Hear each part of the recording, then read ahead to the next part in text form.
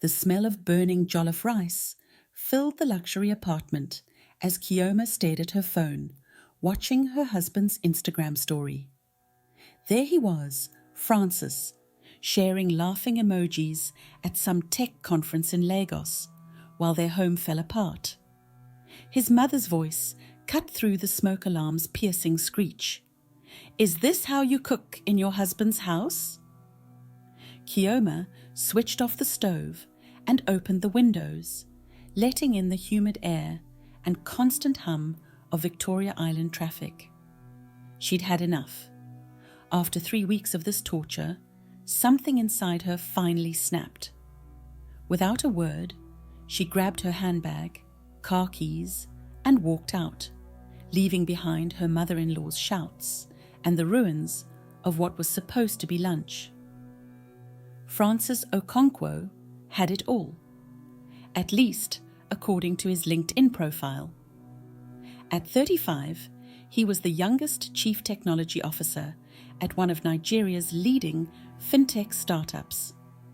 His Instagram showed the perfect life: the Range Rover, the apartment overlooking the Lagos Lagoon, his beautiful wife Kioma, who'd given up her own tech career to raise their 2 children.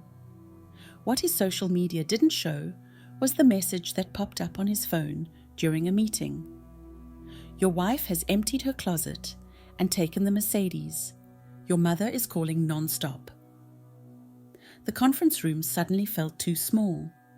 Francis loosened his designer tie, made a quick excuse about a family emergency, and rushed out. His mother's calls had started 30 minutes ago, but he'd been ignoring them during his presentation. Now, as he listened to her voice notes, his stomach turned. "Francis, she just left. Just walked out like that, after I told her the jollof rice was burning. What kind of wife burns food and then abandons her home? I knew that girl was too modern, too proud. All that time with her fancy laptop instead of learning to cook properly." The stream of messages continued as Francis drove home through Lagos traffic, his Tesla's air conditioning doing little to cool his rising anxiety. His mother had moved in 3 weeks ago, insisting on helping with the new baby. Instead, she'd taken over their home, criticizing everything from Kioma's parenting to her accent when speaking Igbo.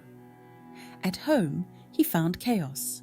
His mother had called their neighbor, Auntie Blessing, who was trying to calm down their crying 3-year-old daughter while their 5-month-old son wailed in his crib. The burning rice smell still lingered. "Thank God you're home," his mother said, rushing to hug him. "That woman has lost her mind. Imagine, she was trying to work from home instead of preparing lunch. When I reminded her about her duties, she just walked out." Francis checked his phone again. No messages from Kioma. He called her number, straight to voicemail. Their house help, who usually managed the cooking and cleaning, had quit last week after one too many confrontations with his mother about proper ways to fold clothes and make pepper soup. "Mama," Francis said, finally finding his voice. "What exactly happened?" "I was only trying to help her become a better wife. These young women nowadays, they think having university degrees means they don't need to know how to run a home. I saw her on that laptop all morning while the children needed attention. When I mentioned it, she got angry.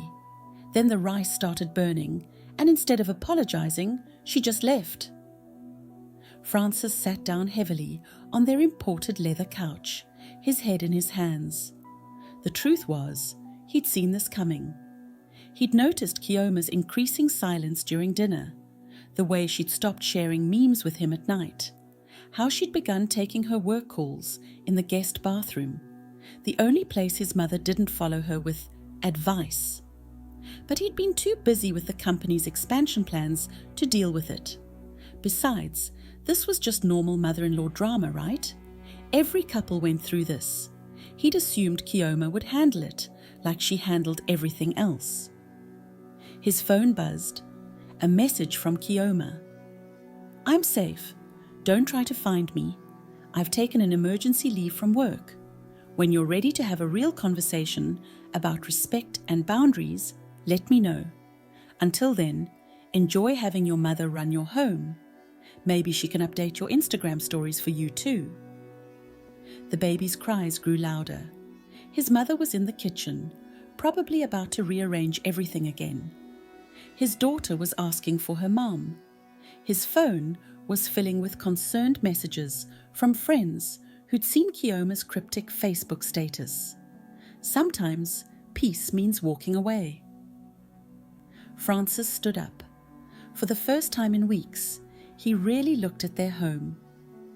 Keoma's laptop was still on the dining table, next to a stack of reports. She'd been working on a major project, he remembered vaguely. Something about developing a new financial literacy app for women. His mother had called it a waste of time. In the kitchen, he found his mother about to throw out Keoma's collection of specialty coffee pods. "These foreign things," she was muttering. "What's wrong with normal Nescafe?" "Mama, stop." She turned, surprised by his tone. "I'm only trying to help." "No, Mama, you're not helping. You're destroying my marriage." The words hung in the air between them. In the background, Lagos traffic continued its endless symphony. A neighbor's generator hummed to life as NEPA struck again. Life went on, but in their luxury apartment, something fundamental had shifted. His mother's face crumpled. "I only wanted—" "I know what you wanted, Mama, but this is not your home. This is Keoma's home. She's not just my wife.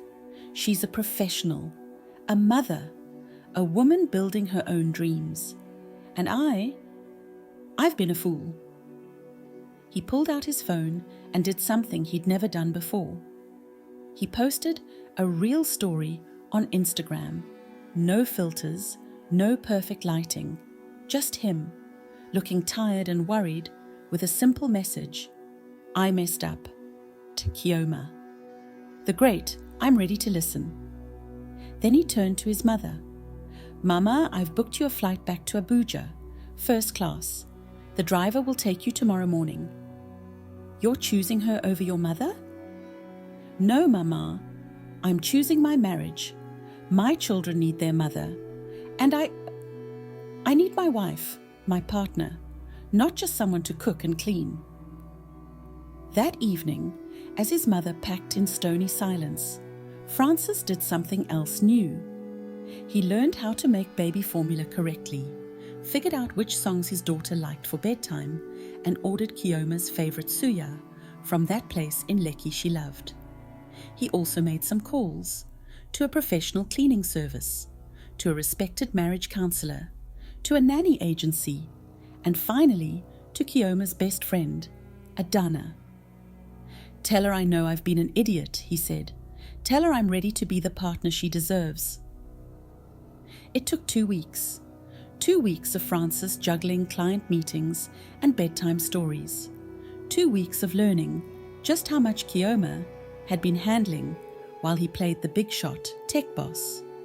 2 weeks of his mother's guilt-tripping calls from Abuja, which he finally learned to handle with firm love. When Keoma finally agreed to meet, it wasn't at home. She chose a quiet cafe in Victoria Island, the kind that served the fancy coffee she liked. She looked rested, he noticed, calmer. "I saw what you've been doing," she said, stirring her cappuccino. "The Instagram posts about learning to be a better partner, the LinkedIn article about supporting working mothers in tech, the nanny you hired. I meant every word," he said. "And I have receipts from all the takeout places I had to order from, because it turns out I'm rubbish at cooking." A small smile, the first he'd seen in weeks. "Your jollof rice story was pretty funny." "Keoma, I'm sorry. Not just for my mother's behavior, but for mine. I got so caught up in being the big man, I forgot what made us great in the first place. We were a team, partners." She took a sip of her coffee, considering his words. "Your mother?" is back in Abuja learning about boundaries, and FaceTime exists for a reason. She doesn't need to live with us to be part of the children's lives. And my work is just as important as mine, more maybe. That financial literacy app you're developing, we need that. Nigerian women need that.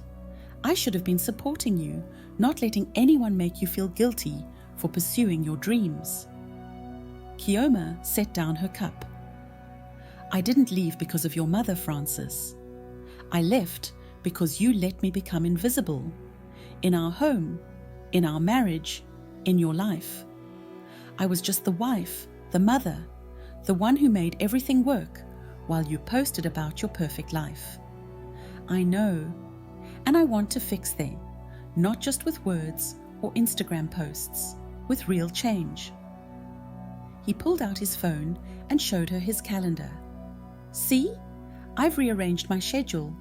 I'm home by 6 p.m. 3 days a week to help with the kids. I've hired a housekeeper who knows how to cook both traditional and continental dishes. And I've signed us up for marriage counseling. You hate therapy. I hate losing you more. The Lagos sun was setting outside, painting the sky in brilliant oranges and pinks. Through the cafe window, they could see the usual evening rush, people heading home, living their lives, facing their own battles. I miss the children, Kioma said finally. And I miss us. The real us, not the Instagram version. Come home, Francis said. Not to be my wife who serves and suffers in silence, but to be my Kioma, the brilliant tech woman who once taught me how to code better, the mother who reads coding bedtime stories to our daughter, my partner.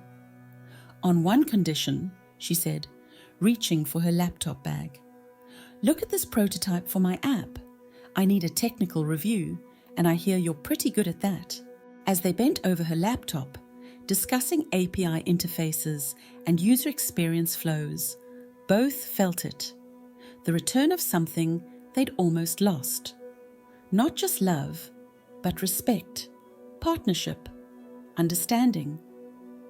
Outside, Lagos continued its chaotic dance of progress and tradition. But in that cafe, two people were finding their way back to each other, one line of code at a time.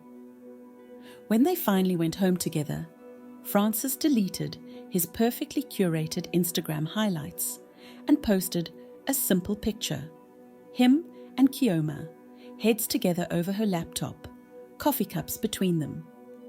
The caption read, "My wife isn't just the mother of my children. She's my partner, my fellow tech nerd, and the strongest person I know. Thanks for giving me another chance to get it right." This time, when Kioma saw the post, she didn't feel invisible. She felt seen, really seen, and that made all the difference. That night, as their children slept peacefully in their beds, Kioma and Francis sat on their balcony, looking out over the Lagos lagoon. The city lights sparkled on the water, a reminder that beautiful things can emerge from chaos. "You know," Kioma said, "your mother wasn't completely wrong about one thing." Francis tensed slightly. "Oh?" "My jollof rice really was terrible that day." They laughed together, the sound carrying out over their city, their home, their new beginning. Share your thoughts about this story in the comments section, and don't forget to like, share, and subscribe to this channel for more exciting stories from the heart of Africa.